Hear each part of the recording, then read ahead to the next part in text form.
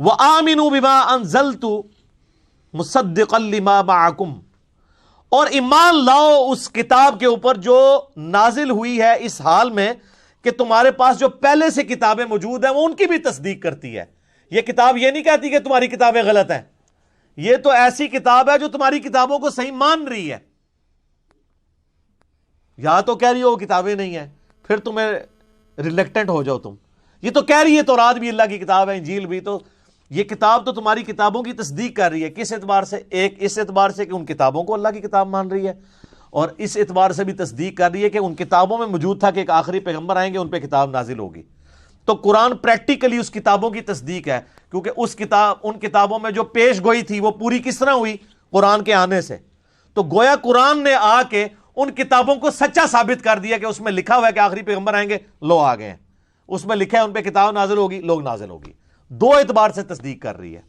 ایک تو یہ ان کتابوں کو صحیح بھی کہہ رہی ہے، اور ان کتابوں کی سٹیٹمنٹ کی پریکٹیکل نشانی بن کے یہ کتاب آ گئی ہے. وَلَا تَكُونُوا أَوَّلَ كَافِرٍ بِهِ، اور سب سے پہلے تم تو کافر نہ بنو اس کتاب کے، تم تو ممکن نہ بنو، تمہیں تو پتہ ہے.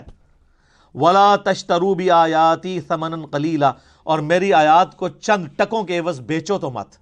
دنیا کے نفع کی خاطر تم پیغمبر کا انکار کر رہے ہو. تمہاری چودراہٹ ظاہر ہے، وہ نذرانے لے رہے تھے، ان کی ساری چیزیں وابستہ تھیں. جب نبی کے آگے جھک جاتے تو سب سٹیٹس ختم. آج بھی اگر علماء کتاب و سنت کو مانے تو وہ اپنے فرقے کی مسجد میں سروائیو نہیں کر سکتے، کوئی ایک بات ان کے خلاف نہیں وہ کر سکتے. تو پہلے بھی ایسا تھا.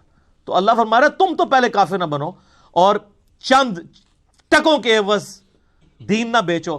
وَإِيَّايَ فَاتَّقُونَ، اور صرف مجھی سے ڈرو. یعنی بار بار اللہ تعالیٰ دیکھے ڈرنے کا ذکر کر رہا ہے کہ اگر تمہیں واقعی اللہ کا خوف ہے نا کہ مرنے کے بعد اللہ کے حضور پیشی ہونی ہے، تو پھر تم یہ ایمان قبول کر لیتے. تو اس سے کیا پتہ چلی کہ جو علماء نہ ڈر ہو جاتے ہیں، بے فکرے ہو جاتے ہیں اللہ تعالیٰ کے معاملات میں، ان کو کبھی بھی ہدایت نہیں ملتی.